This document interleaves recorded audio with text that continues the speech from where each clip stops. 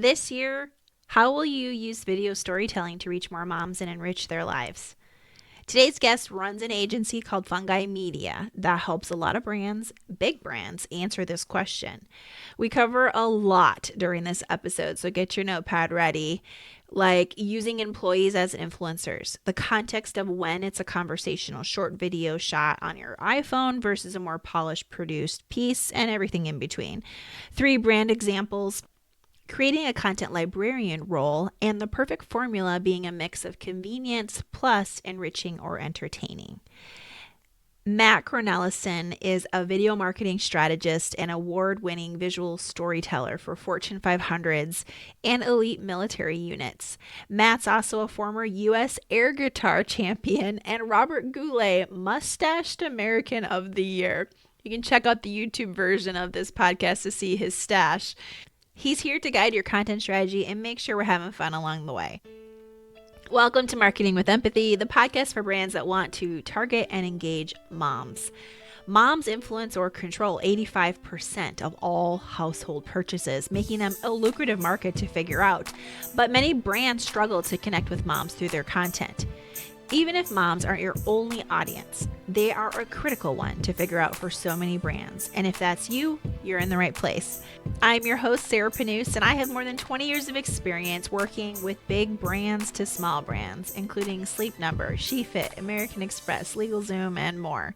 So tune in for ideas that'll get your products and services into the hands of more moms who need them, so your brand can effectively reach more moms and drive sales. And thanks to your support, this podcast is in the top 5% of all podcasts and a proud member of the Marketing Podcast Network. So let's hear from today's sponsors and then jump right into my conversation with Matt Cornelison from FUNGI Media. Okay, Matt, your agency has worked with so many great brands. Tell us a few of the names, because I'm sure there are a lot of names people have heard of. Yeah, for sure. It's kind of a range of clients because video storytelling, I guess, applies to, if you're not doing video, you're probably not really doing a very good job of marketing. So we do work with a lot of different brands and could range from companies more on the B2B side. USG, they make probably the majority of the walls and floors and ceiling products that are in your house, to companies like Granger, Home Depot, Harley Davidson, to companies like the Mom Project, which I think is relevant to today's conversation. So it's kind of a range. Okay, so just to level set some foundational questions about video storytelling then first. From your experience, why is video such an effective medium for storytelling? I think the number one thing is it's the most effective way to scale emotion in this world of AI and shallow connections and going viral. And one of the things that innately exists is that when you're using video, if you have a person on video, like what we're doing today, you are hearing and seeing them. And it's really hard to convey emotion if you're not hearing and seeing someone. There's all of these content marketing tactics have a place for sure. It's just that as video has become more of a tool that is easily accessible, that people understand how to use it more effectively, it's just clear that it's the easiest, most effective way to scale humanity, because we're able to watch and hear from somebody, on the other side of the world through video and get a sense of like their vibe and what they're like. And I think that's not just for people appearing on a video. It can happen the same way with product marketing. There's lots of different things that you can do with video, obviously outside of just having a person on video, but that's the number one reason. And when you're talking with your clients and they're like, hey, we should do a video, like obviously it's not always good to make a video. There's times for it and there's times not. When is the best times to use video?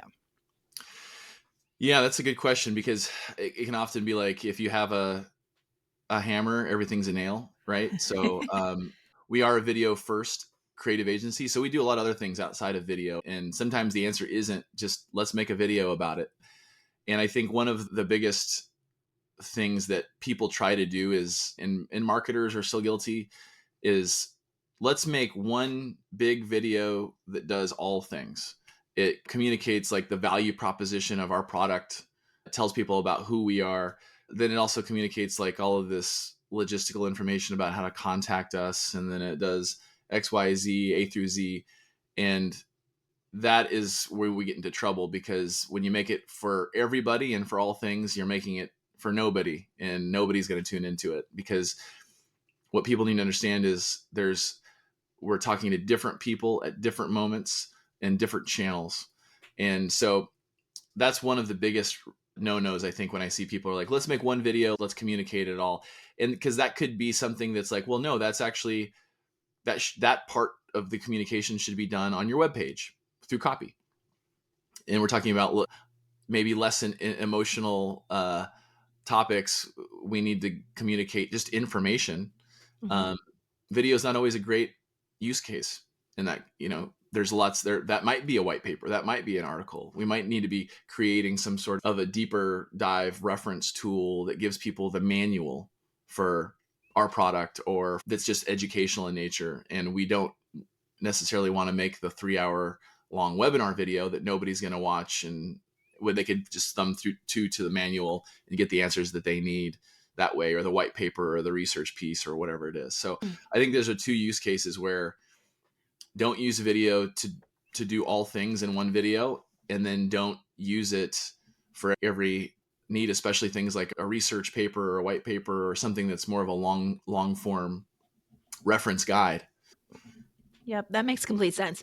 And I've seen it too. Like, if you do have that long form reference guide, maybe there is a quick little intro video that just summarizes bits and pieces or something you're supposed to look at or do if you like want someone to tune in that way. But to your point, exactly, it's not going to be solving every single thing all the time, which is great news for all of you brands listening, because one of the biggest things I always hear from brands is obviously everybody knows video is important, but it's then to what extent do they invest in creating all of this video? That's always the question, the Yeah. time and the budget and all those things, because you're so close to video. Any trends in video storytelling right now that we should be aware of, and anything that's been changing? Yeah. I mean, one of the things that probably isn't completely shocking is there is this trend in of employees being the new influencer. We all think of influencer marketing maybe as something specific where you're reaching out to a celebrity of some sort that's in that niche, and you're basically buying their audience and getting access to their audience by paying them for a sponsorship of some sort and using that audience. And I think that continues on and is still effective. There's a big reason why certain companies can do that. But one of the things that we're doing a lot with our clients that have companies that are maybe our larger enterprises is positioning their people as the influencer. And I think this is relevant for a lot of different purposes. One is just brand awareness in general. One is helping communicate culture for like on the employer branding side of a company. Another is just like you have these experts inside of your company that are, maybe they're the technical expert, maybe they're the product expert, maybe they're even just the salesperson.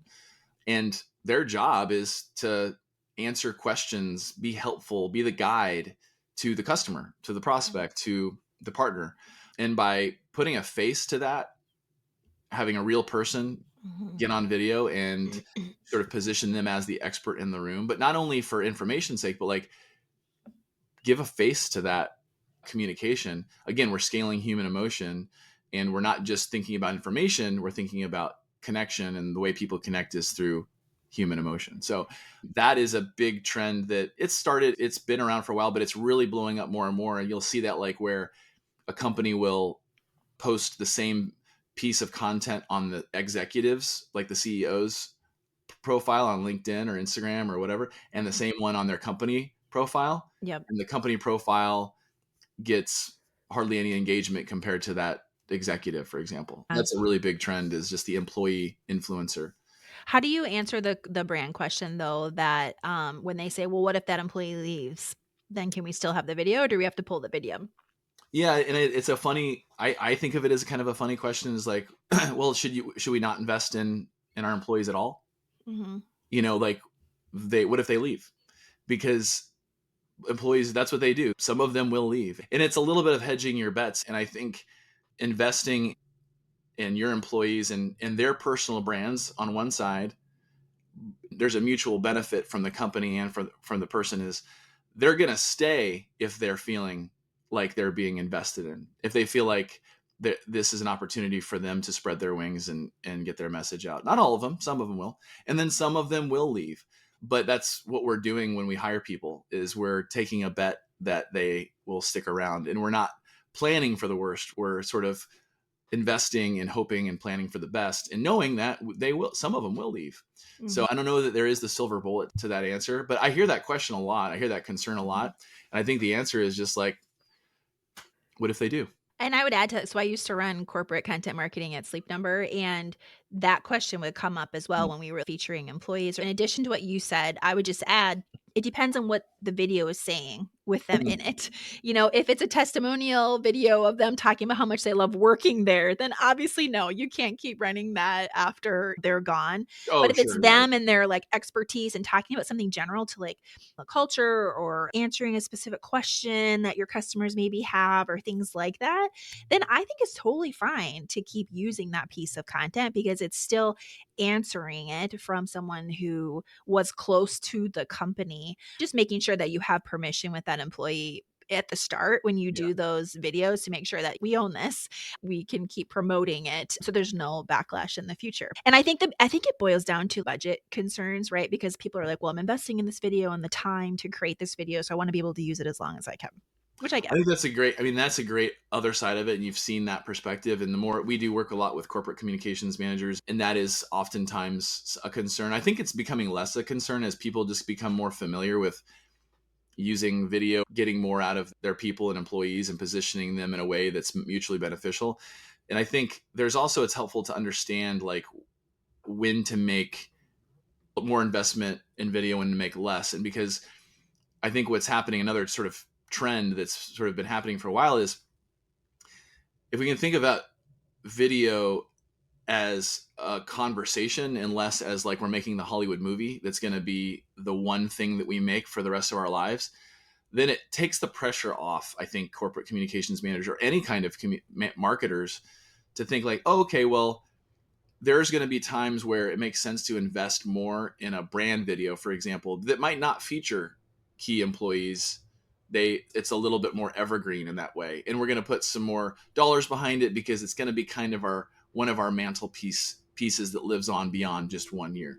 And then there's going to be a lot of content in between and on the lower end that's conversational in nature, that's more relevant that year, that month, what's going on.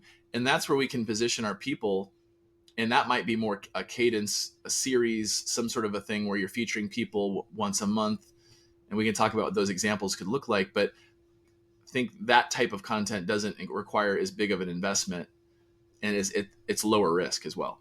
Yeah, definitely. I know, and there is that distinction, like you're saying, like the big brand film versus like I had REI on this podcast and they talked about their huge brand films, like Yeah, actual movies. That's very different than the examples that we're talking about right now in terms of the day-to-day type of video content that can be attracting your consumers into your brand. Different strategies for sure. totally. One of the questions I had from a trend in terms of what you're hearing from your client base is from my perspective, so I've been working like 20 plus years in this industry. It's interesting to me. I'm observing, especially social videos, how in the beginning everything was more raw and not as fancily produced. And then it went to companies making everything perfectly polished and beautiful. And now I see it returning back to kind of a hybrid. Like it's still really good quality audio and visual, but it's not like this polished produced aspect because consumers we're smart and we know like, oh, if it comes across as an ad versus actually coming Yeah. across as something more entertaining or informational and things like that. Are you hearing that from clients of help us get the right blend so it's not like too perfect, or kind of what are you seeing there? I definitely don't think there a lot of marketers or content marketers have that one figured out, or that it's just kind of confusing. Uh-huh. It's like what should we be doing? And I think it does go back to looking at content in categories based off of the channel and the use case on social media, and TikTok and even LinkedIn now is going that direction so much more, Yes. where you're really trying to build with these more personal videos where it's a person appearing on camera, and it's more like thought leadership type content. It's something from the expert. People are using their phones. I do this all the time too, where they film a quick clip, they share a quick thought, or maybe they're promoting a piece, a book, a report, another piece of content, whatever it is. But it's more credible and authentic to sort of make you feel like you're in the room with them, so to speak, Yeah. versus you got this huge Hollywood crew filming this Hollywood production, right? And so I think part of it is just what delivers on authenticity, what delivers on makes it more credible. And I think there is a little bit of like, when it's super produced as like a commercial, that doesn't really work on my personal like news feed on Mm-hmm. LinkedIn or on TikTok or whatever your platform is. When you go back to those brand films, or when you go back to a commercial, or we go back to something that maybe is more promotional in nature. I mean, even the REI films, brand films, are good examples of something that's a little bit more produced, like a documentary would Yeah. be. I think there, it's not like we're watching, tuning into Netflix and being like, whoa, this stuff looks way too good. Yeah, that's true, because Right. it's in context. You want it to be good there when you're It's looking in at Netflix. context. Yeah. Exactly. So it's, Yep. what's the channel? Where is the place? Let's show up and be humans and be authentic and be like real people, and not show up and give everybody our pitch. And so that's a good place to keep it more user generated, keep it less produced. If it's the commercial, if you're doing something like an OTC, or where you're like, you certain ads that might be on Netflix or on YouTube or whatever, then I think you're going to see a lot of that production still in place. And I Yep. also think that it's the brand really too. True. If it's coming from the company, we have companies that are like, hey, we are the quality brand, and everything we do is going to be the quality thing, including Right. our video. Right. Okay, so then let's talk about really, great examples, whether it's from your clients or anything else that you're seeing. I'm curious how the best brands are using videos to tell a story right now. Can you give us some examples of brands that you're seeing? Yeah, for sure. Of course, I'm going to toot my own horn and share some of our own examples, but one that's not a fungi thing that, my wife, who is a mom and who I talk to a lot about this stuff with my me search on top of the normal research. Uh-huh. She's a huge fan and I'm a huge fan. Have you seen the papaya ad? I don't think It's like so. this cloth that is super absorbent, and you Oh, can use yeah, it to like wipe down anything. yeah, and replaces like paper towels or dishcloths, that one? Yes. Yeah, So okay. Yes. if you haven't seen this, do yourself a favor and look it up on Instagram or YouTube. And it's papaya, and that's the name of the product. And I like that example in terms of, it is a social campaign. At its essence, they are promoting a product, and they are trying to get as many views, and it's a consumer product, and they're trying to get as much engagement as possible. So it's a social ad campaign. And what I think they did a really fantastic job of, its video, is making the content, number one, super relatable to moms that don't have time. They need convenience as a big driver. But not only is it relatable, like when you watch it, it's entertaining. Mm, It's fun. Anybody would be entertained by it. Even just talking to a subgroup of moms that I've kind of done a little bit of a focus group around this particular thing, they've seen it, they love it. It's talking about their pain points, mhm. but it's doing it in a way that's sort of tongue in cheek and fun and funny and entertaining. And like, the last thing they want, especially some of the new moms, is something that's super duper serious to take them back to this sort of serious mindset. And so they really appreciated the humor and just having a moment, even though it's an ad, to like laugh. Yeah. So it's like not enough to just for it to be convenient, a product to be convenient, but if you're going to be creating content around it, to make it fun, a breath of fresh air if I'm going to watch it, something that like takes me out of that day. So those are a couple of reasons why I think that particular, in that production value, in terms of like the quality of it, Mhm. it's not super high. It's not like it does feel like it could have been shot on an iPhone. Um, it wasn't, but it does have that kind of user generated vibe where you're just like in the room with this mom Yeah. that's using this product. And so that, I like to use that as an example specific to to something I've seen recently Mhm. that works really well. Fungi has done a similar style of campaign, which was a social campaign where we basically, it was a brand sponsorship campaign for a Bulls player. Was his name's Kobe White, and it was for this clinic called the Midwest Express Clinic, and they're a regional clinic in the Midwest, and they have clinics all over Indiana, and so it was a regional play. Okay. But they wanted to do something that was different. They wanted to do something that would stand out on their feed, and they had this sponsorship with this Bulls player. If you drove around Chicago, you'd see him on the billboards, on the side of the buses. You couldn't get away from this. So they're already doing that kind of thing. But on Mm-hmm. social, there was an opportunity to do something different than they'd done before. And even that question, how do we stand out and just do something a little bit different, unexpected, is a Yeah. good question to ask, right? Because people are doom scrolling. They're just flipping through this. And how do you stand out and grab attention?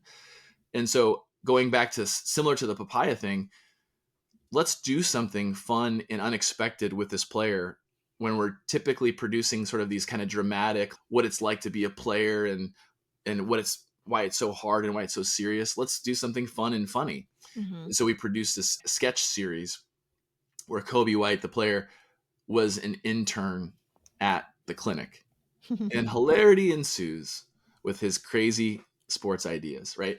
And that also appeals to not just people who like sports, but people that are interested in what's behind the basketball, so to speak. What is he like as a human? And so we didn't want to just appeal to the bros that are watching sports that are huge Kobe White fans. We wanted to appeal to the moms and the people who would bring their kids into the clinic. And so Mm-hmm. that's a good example, I think, of a similar style of series. I mentioned we worked with the Mom Project as Yeah. one of our clients. Obviously, that's a very focused on moms. They're a staffing recruiting agency that employs moms and finds opportunities. And there's all kinds of things that they're doing to reach out to connect with their people, the people that they're trying to place. We've helped them with using sort of influencer marketing, bringing in certain influencers in that space that would appeal to moms and to and at every level, at every part of their mom journey, and using video podcasting as a way to do some authentic, hey, you're just in the room with these people having a conversation, listening on. And it's a super convenient style of content. That's one of the things that I go back to my wife as a mom, who it's like convenience is it's not the only thing. Because again, the Yep. doom scrolling thing isn't necessarily always good for us. Yeah. It makes us feel worse.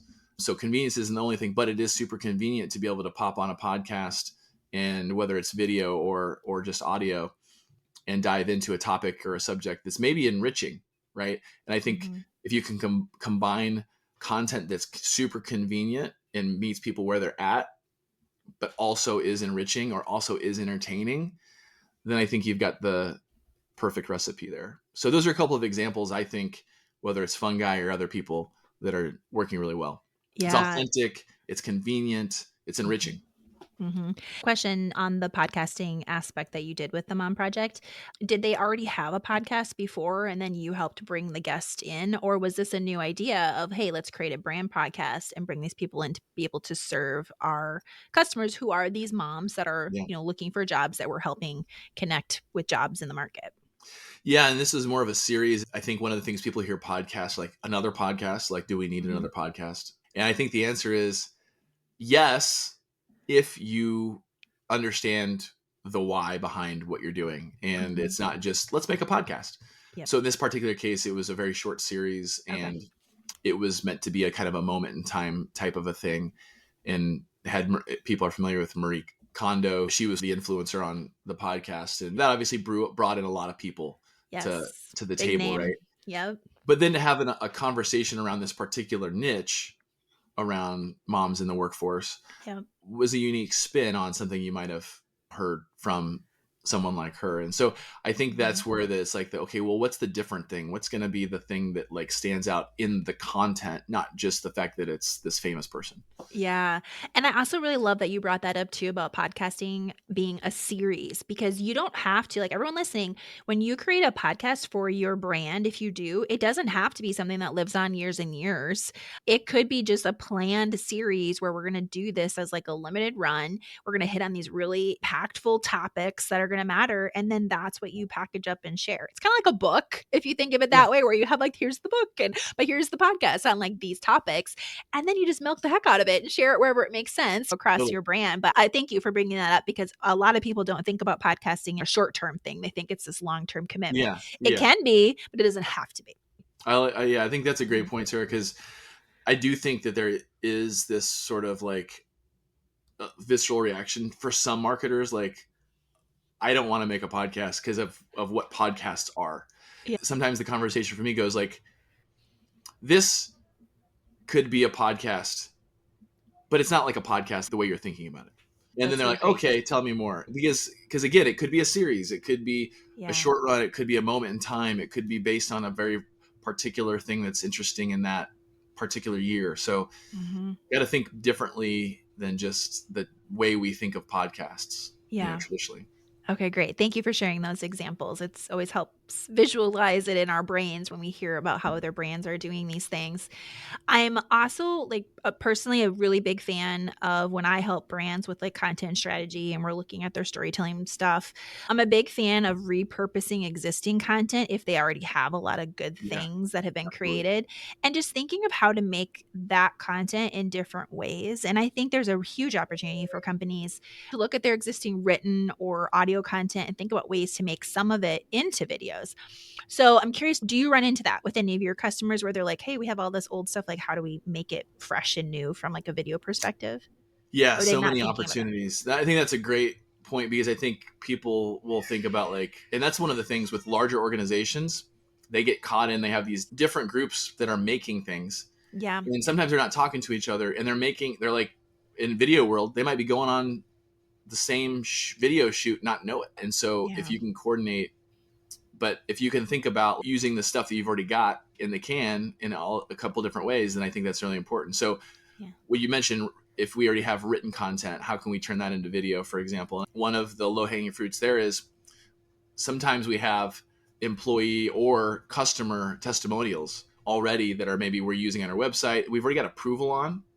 And I think that's one of the biggest things is like if you have Mm. approval on something that builds social credibility already, and you can turn that into a video, that's a lot easier than going to, let's say it's a customer and you want to do some sort of a customer testimonial or a profile.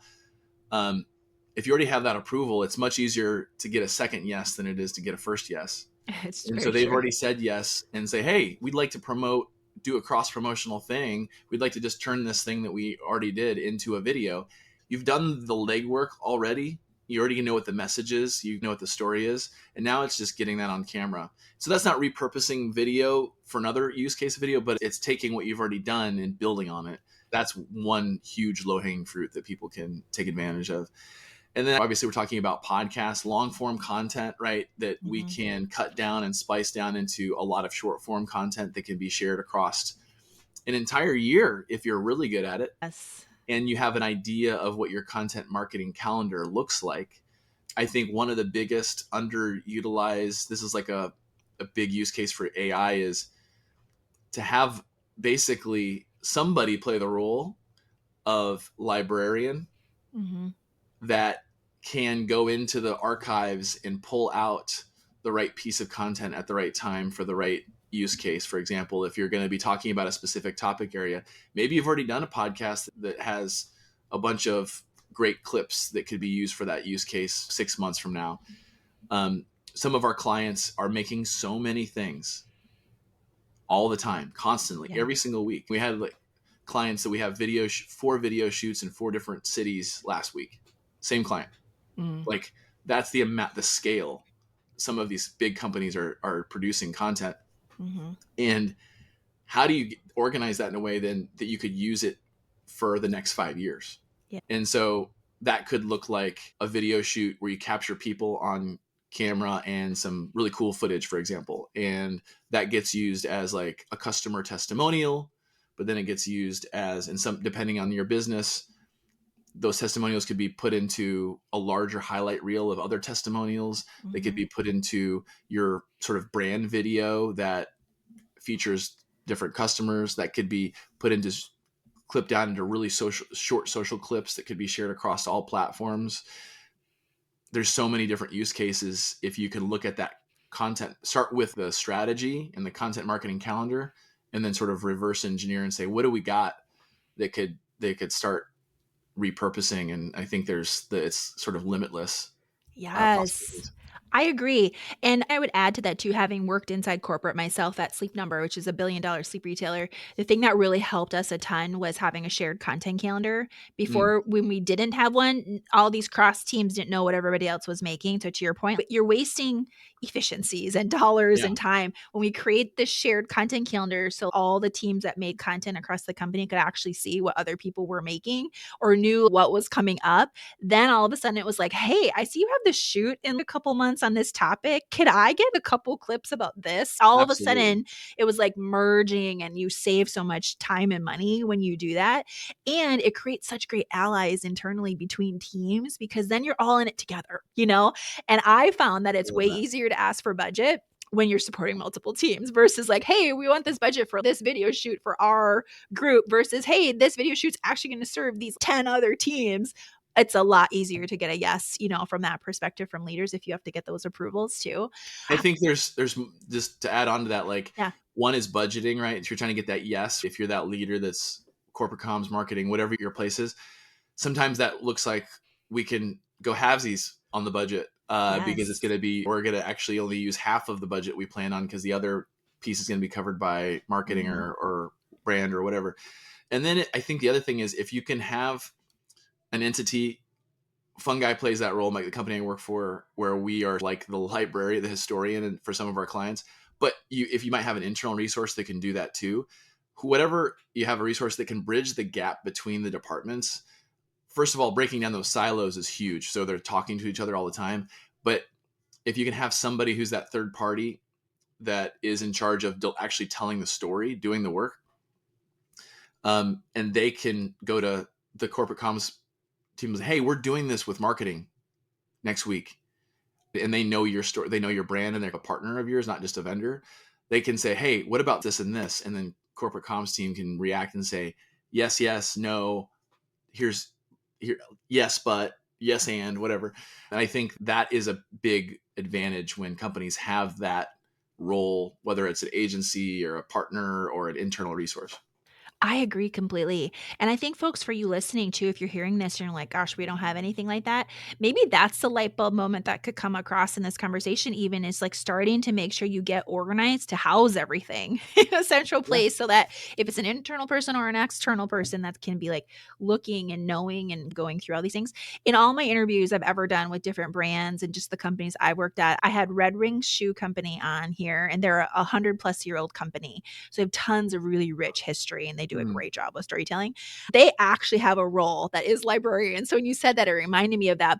And it's like you go to them and they have this whole library of 100 years of stuff. But like an editorial director or manager, like an agency, like we can come in with that perspective to help be that dot connector to put yeah. these things together. Because to your point, long form content is so great at being able to splice and dice in a lot of different ways. I remember one brand I worked with had this awesome white paper that they had invested in with a lot of great scientific research and things like that. To your point, we made content for the whole entire year out of that Yeah. puppy because it was so rich and there were so many different sections. And you can do that with so many things. I had another client where we actually did a whole year's worth of blog content by repurposing previous content. They had so Mm, many years, they just had so much content. So we're like, you know what? Let's go back and repurpose the best performers or stuff that we think can rank better for SEO so you can get more eyeballs to the brand.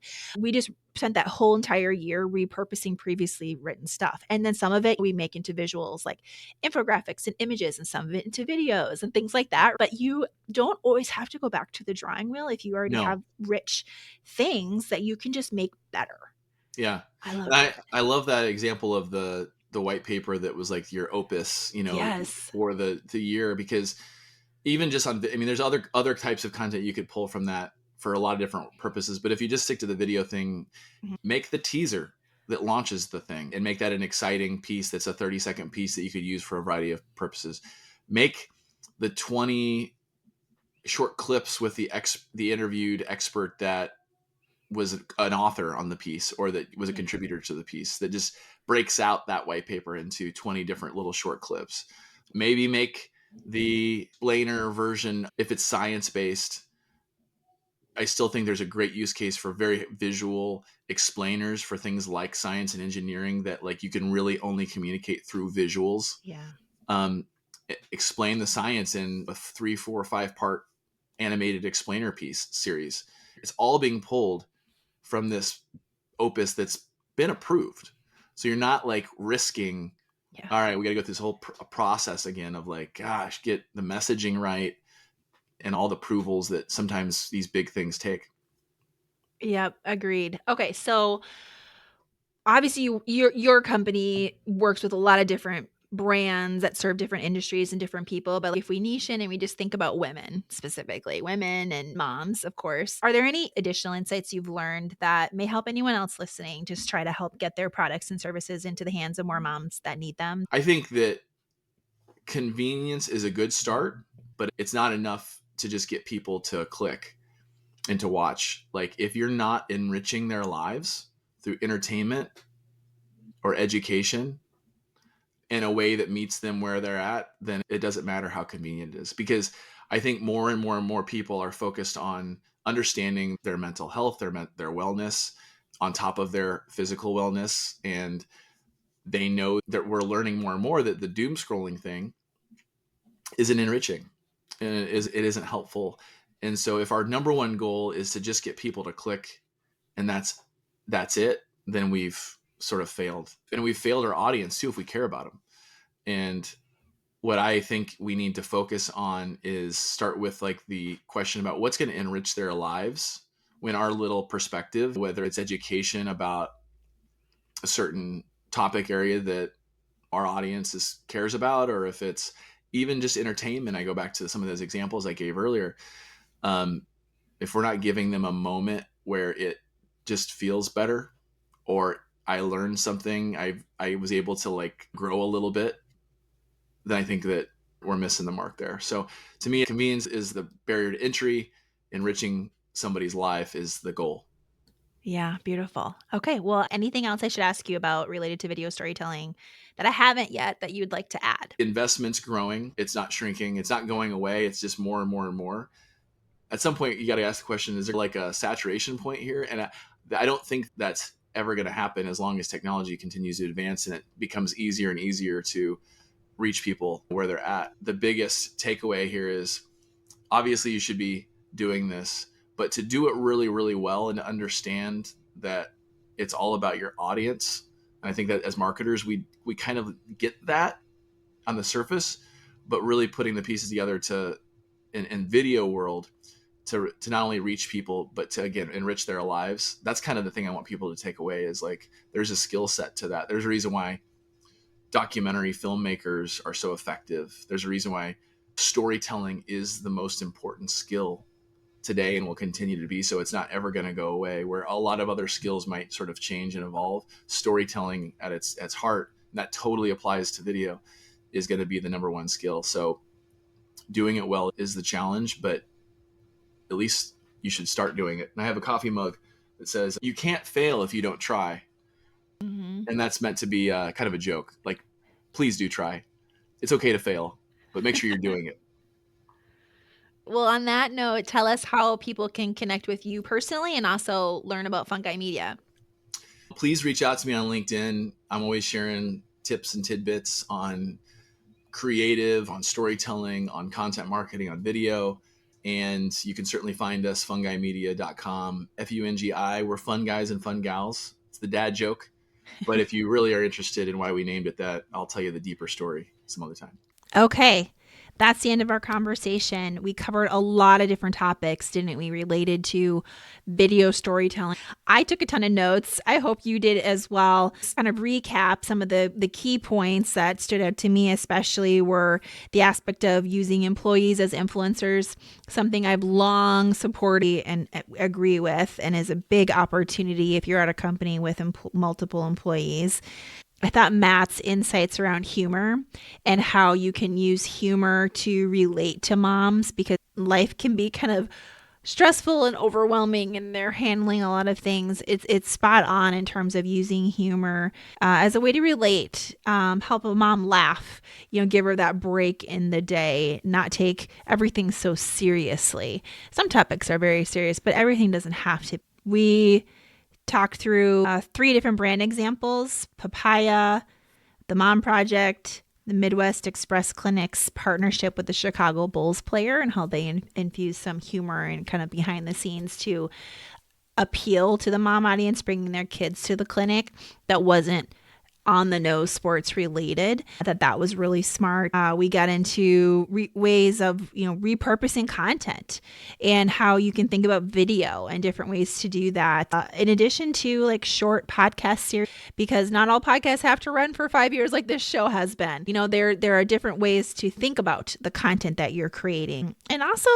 Matt's recommendation that, and seeing that need for companies to have someone in that librarian role, I completely agree. Having that central source of where you kind of go back to someone in a place in a library where all of your content can live, so you can keep reusing certain aspects of it for years down the road, which advances the ROI you're going to see from that content. It helps make the cost per piece that you're creating much lower because it has a longer shelf life, a longer run time that you can keep using it. So loved that. Also the great insights of how you think about video in different contexts in different ways. Obviously, as we talked, there's a lot of different ways that you can create and use videos in different formats of videos: short, long, high produce, not produce. One thing that really stood out is his comment around using video as a conversation and how video is a great way to express humanity. So think about those things as you guys are mapping out your content, and ask yourself, like Matt said, how do we stand out and just do something a little bit different? What's going to enrich our customers' lives? What's going to enrich that mom's life in terms of what we talk about?